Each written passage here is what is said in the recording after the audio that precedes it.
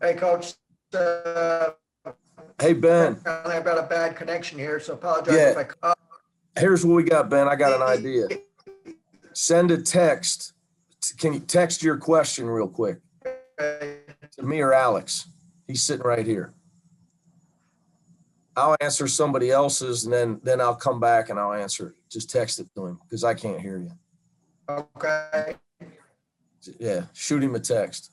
Who else is up? Mike? Let's go to Mike. Okay. Hey, Mike. Coach, how you doing? Good. Kind of asked you this after the last game, but how do you get the guys to have a stronger first half, and especially with 3 games in 5 days? You know, that it's obviously going to be important to try to rest some of the guys that are playing, you know, over 30 minutes. You know, what's your game plan this week in trying to balance minutes but at the same time have them put forth the effort that doesn't have you so much, you know, in a hole to try to dig yourself out of in the second half? Yeah, it's a good, you know, to us, 2 questions, because first of all, the 3 games thing, obviously, the kids would much rather play than practice. Coaches, we want to practice. All we want to do is prepare. The guys want to play. But, you know, for us, as far as you're looking really at Tiger and Jaime, right? The guys that I'm concerned about, you know, major minutes. You know, and with Oregon's pressure, Tiger's obviously a very important guy with the way they press. So, you know, that being said, you know, we got some time to prepare. We've prepared for them already. You know, Mondays, we really worry about different things. You know, every Monday we worry about press offense. Other guys getting comfortable handling the ball. But yeah, Tiger and Jaime would be the main guys, Mike, that I'm concerned with that. You know, the Stanford game was tied at the half. You know, I think, and I don't know, you would tell, I guess this is a little bit more for both of us. Like, I worry sometimes, like, I think people think, you know, I don't want people getting down on the guys. Like, if you're down 4 at half, it's not that you're not, it's not that the effort is not there. Really, like, you don't ever hear me come in and talk about effort. Our mistakes, taking care of the ball, can't score points. Like Washington, we have 29 at half. And a lot of their points, because we took really bad shots. We were 5 for 20 from 2. And then second half, we have 52 points because we don't take bad shots and turn the ball over. So, you know, 1-on-3 shots in the paint that got no chance. Those are shooting turnovers. So, you know, taking care of the ball is a big part of giving yourself a chance to score, to set your defense. That was a concern on the road. But I just don't – I think, you know, sometimes people you look out and you say, well, they underestimated Stanford. No, we didn't. The guys, they did not. Stanford played really well, and they're hard to score on, and it was 27-all at half. You know, and they're big and strong, and they you know, what happens when they play a lineup that's totally into execution and holding the ball and burning clock, and you know, it's just going to be you're playing a high major team on the road. You're not going to, like, if you don't get up 10 at half and win by 20. I don't want people thinking like, well, you know, it's awfully spoiling to think, well, that we should do that all the time. And I don't know where that mindset would come from anyway, because like, we don't have the 5 best players in the league on our team. So it's not realistic. So like, we just got to find a way to win games, you know, and I'd rather play better in the second half. But to really answer your question, you know, I thought Washington, you know, I predicted it, by the way. It wasn't a lack of effort. They're not ready to play because Washington's record. They played well, and they found something, and they won their next 2 games. So I just don't think it's always a lack of effort. You know, we're not 20 points better than every team in the Pac-12, so I just don't think it's realistic. Now, would I like, you know, to be able to come out and get up 10 at half every time? Sure. I mean, but the answer to doing that, though, Mike, is, and we got to take care of the ball. When we take care of the ball, we're hard to defend. We score. and we're allowed to set our defense, and it puts a lot of pressure on our opponents.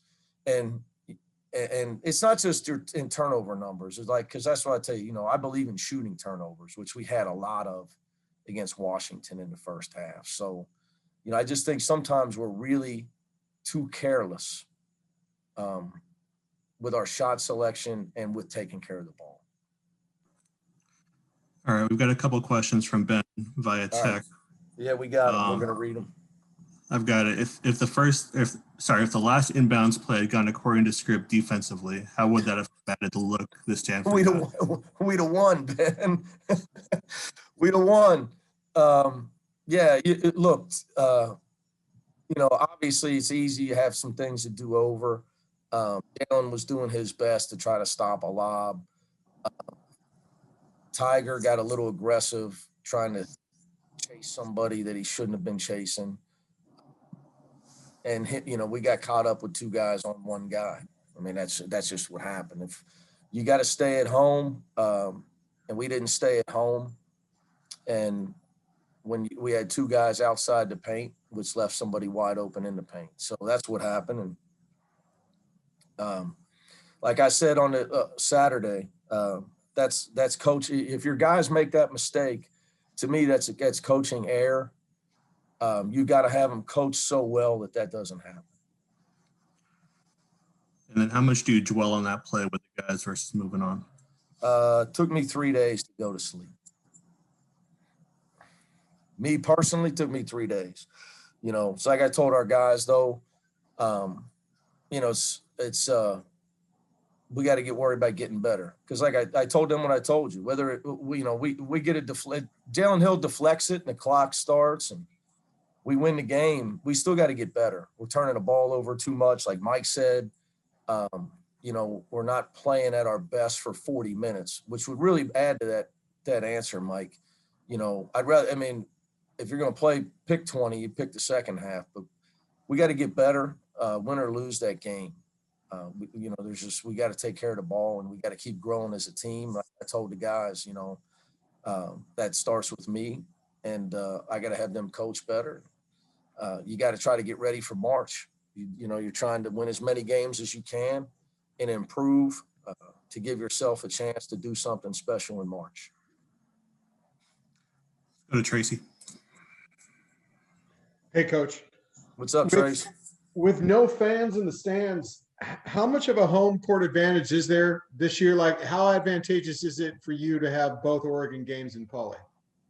Yeah, and have you been reading that, Tracy? Like I've seen some things where I think I heard some coach. I think it was Chris Holtman, who's a great coach at Ohio State, say he thought all games were neutral this year. I think I read where he said that because they've had like 3 straight great road wins, Ohio State. I don't know if I buy that. I still think a home game's a home game. Now, I know what I think he would say, if we were just having a conversation, devil's advocate, where your crowd can kind of will you back into a game, especially Paulie, the students get going.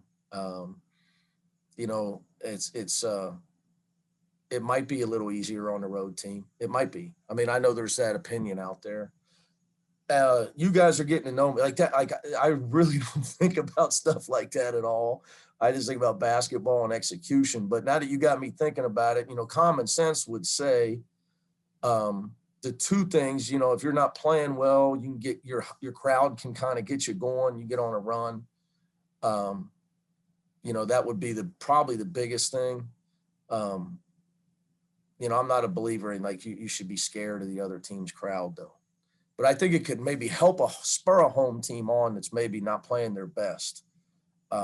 They could help get that pickup from their crowd when we're maybe stuck in mud a little bit. Okay, something I know you are thinking about. So what are you seeing from Oregon? How do you prepare with uncertainty over Duarte and Figueroa? And what kind of matchup is Eugene? Eugene's tremendous. Wow. I didn't know him when he was at Rutgers. I don't remember seeing him play, but he's got a lot of shot fakes. He's got great feel, left hand, right hand. He's one of those, he can squeeze, for UCLA fans, he's like a Kiki Vandeweghe. Now he's not as tall, 6'7", but he can shoot it. He gets a lot of points without a lot of dribbles. That's why, because I've tried to show some of Kiki Vandeweghe old film to a few of our guys, on just footwork and fundamental stuff. So, he can score inside and out, mid-range, both hands, a lot of fakes. So he's a really good offensive player. Duarte right now is player of the year in the league, though. In conference plays, look at his conference stats. They're mind-boggling. 21 a game, 55% overall, 47 from three. He's the best defender in the whole conference.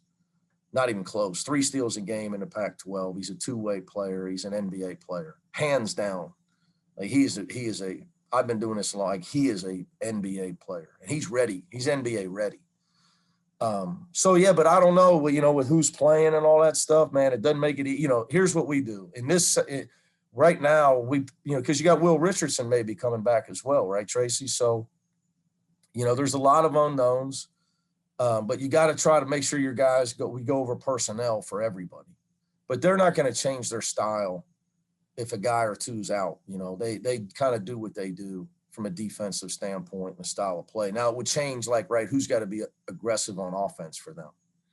That's that part of it doesn't make it easy, but we're preparing as if they're all going to play. The other unknown is when you're on Zoom and you don't have your picture up. I'm sitting there wondering if you're sitting there with no shirt on, Tracy.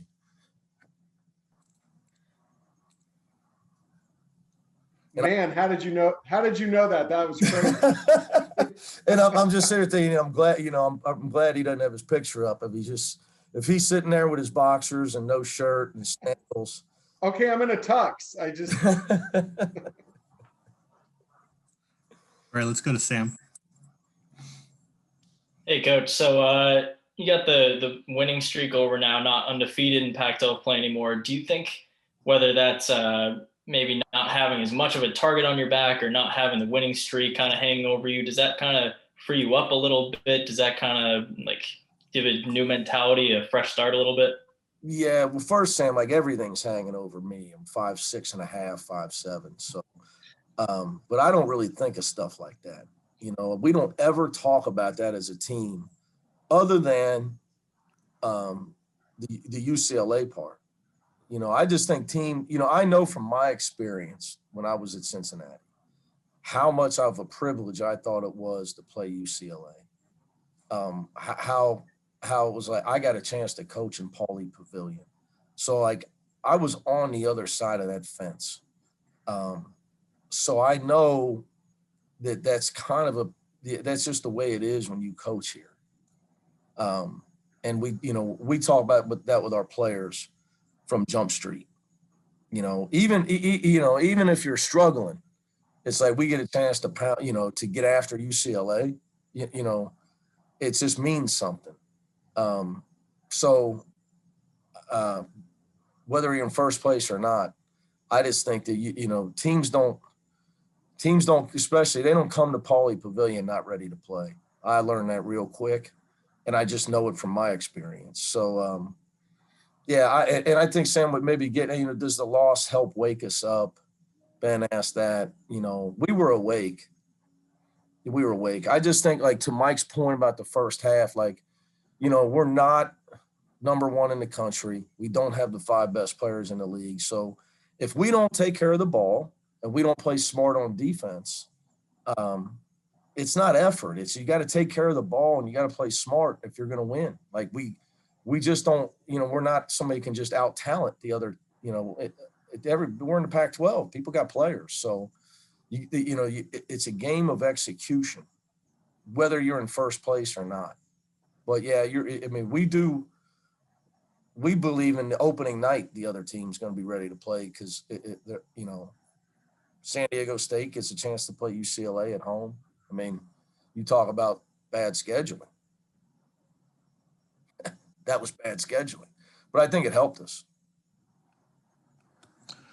All right, we got another one from Ben. What dynamic does Johnny Giuseng bring when he's playing like he did Saturday, and can he have that sort of performance regularly? I would love for him to make every shot and get, how many points here? 27. Ben, that would be awesome. You know, we know Johnny can get on a roll. Our team does, because we see it in practice. Again, he really didn't play last year, and it was like his senior year in high school. He just did it as an understudy in Kentucky's practices. So, you know, he's a young player, and I think he's hitting it. You know, he's got a lot still in him.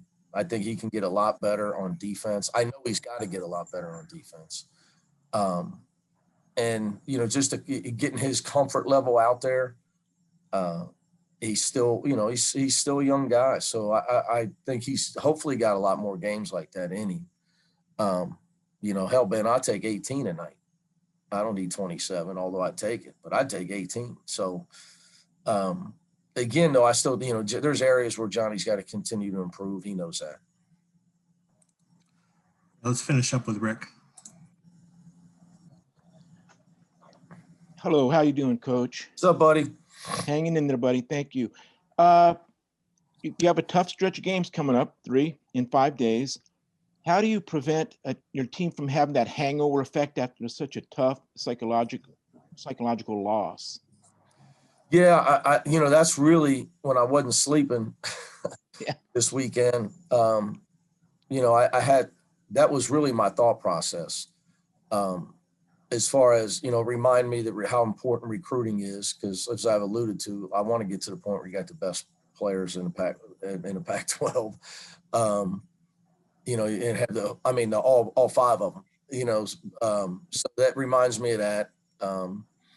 Adjustments what we need to make to do some of the things people, you know, to get Johnny playing well every game, like Mike said, to play well for 40 minutes instead of the second 20. But then the other part of that, Rick, is, you know, I got to make sure that I come to practice Monday and we got to put this to bed and move on. You know, I think the guys were, you know, they were ready for me to you know, be a certain way Monday. And it's like, you know, first of all, you know, we win and we lose. You don't lose, I don't lose. It's we. You know, like I said, you know, my job, you know, we had a breakdown. And you got to make sure your players are trained well enough so that don't happen. And it's on me. Talked about some things maybe, you know, adjustment wise about the end of the game, not just that play. We should have never let the guy get around us on the drive. So Jalen had to block the shot. You got to keep the ball in front and force a heave over you. So we addressed the end of the game. And like I told the guys, we learned our lesson. We got to get, you know, shame on us if it happens again. We got to get better prepared. Starts with me, and let's get to practice. Let's get better, you know. So just tried to put it to bed right away. Deal with it at the beginning, talk about it, and then get to practice. Let's worry about Oregon and get ready to take out our frustration on the next opponent. But definitely a concern, Rick. Just something you know, I thought they're gonna, you know, they're gonna take on my tone if it, you know, if I'm letting it linger, and you know, I got to move on and worry about teaching. And I tell you guys stuff like I got to coach practice the same way whether we won or lost, right? We got to get better. So I try to make sure I didn't let it, you know, affect the way I was coaching and dealing with the guys frustrated about what happened. You know, just put it to bed and try to get on with it. So that, you know, try to get that out of my system on Sunday. We got one final question from Ben. How critical will this stretch of 4 games in 9 days be, with 2 against Oregon and then 1 at SC? Well, you know, again, I'm just worried about each game and getting better. But I think to your question, Ben, what you're thinking is, your point would be, am I correct, guys? And Alex is here. Who's in second place? SC. They got how many losses? How many's Oregon got? 2. So they both got 2. So yeah, to your point, Ben, if you beat those teams, not only do you win, you tacking a loss on them. So, you know, obviously you could really, you know, if you win them all, you can really get some separation. But again, you know, we're just trying to worry about Thursday. But yeah, sure, to your point, no doubt. because, you know, whenever you're playing the teams chasing, if you beat them, you're going to get some separation. If you lose, they're going to catch you. But I just try to worry about the basketball side of it. All right, we'll wrap it up there. Thanks for your time, Coach. All right, guys, have a good one.